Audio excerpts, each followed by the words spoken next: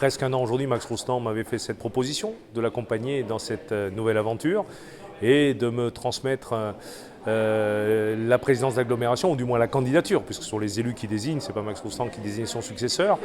Donc c'était de l'émotion, parce que c'est vrai qu'on ne voit jamais ces moments arriver. Et puis c'est vrai que quand je pense à tout ce qu'a fait Max Roustan ces 30 dernières années, même si j'ai collaboré avec lui depuis 28 ans, c'est quand même un moment d'émotion aussi pour, on va dire, ce dernier moment de présidence pour lui. Donc c'était beaucoup d'émotions.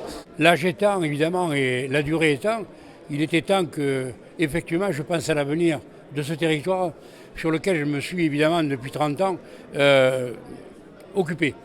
Donc Christophe Rivain, qui est mon fidèle compagnon depuis 30 ans, je crois que c'est exceptionnel aussi en politique, il faut le faire remarquer. J'ai souhaité, effectivement, avec son sentiment, évidemment, de lui proposer de prendre ma place et de continuer, évidemment, sur ce territoire, de donner l'impulsion qu'il fallait. Il est plus jeune, donc je crois que ça donnera peut-être un nouveau mouvement à ce comité agglo. Oh, les priorités, il y en a beaucoup. La priorité, c'est d'unir tous les élus du territoire pour porter ce projet de territoire.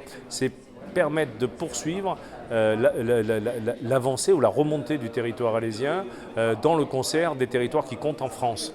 Aujourd'hui, que ce soit au niveau économique, avec le pôle industriel que représente Alès, avec des filières économiques mises en place, ce pôle mécanique, avec les grands projets, les fumades qui sont en train de se mettre en place, le pôle équin demain, des grands projets structurants au niveau hydraulique, au niveau développement durable. Voilà, il y a beaucoup de projets, mais il y a aussi des projets de politique du quotidien, puisque l'agglomération est une collectivité locale au service de ses habitants, donc comme l'eau, comme l'assainissement, avec des millions d'euros à mettre pour remettre en état nos réseaux, que ce soit d'eau ou d'assainissement, et avec des gros projets sur la mobilité douce, l'arrivée de vélos assistance électrique dans quelques jours sur le territoire.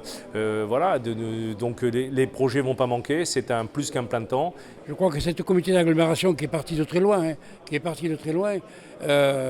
on a perdu les mines, on a perdu le textile, on a perdu la sidérurgie, Tamaris, Cacharel à l'époque, et les mines, 24 000 mineurs, quand même, c'est pas rien pour un territoire.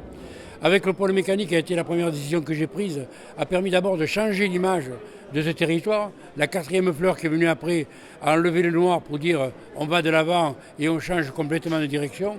Et devant l'économie qui est venue tranquillement au fil des années et faire qu'aujourd'hui nous sommes la deuxième agglomération d'Occitanie la plus industrialisée.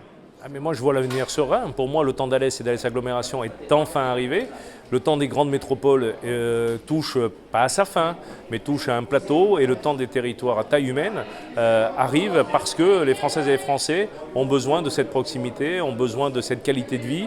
Ils le disent de plus en plus dans les enquêtes d'opinion, et donc Alès, de par sa position, de par son environnement, de par sa qualité de vie, de par le prix de son foncier, a une chance exceptionnelle à jouer, et je veux la jouer avec tous les élus de l'agglomération, en partenariat avec le département, la région bien sûr, pour les prochaines années.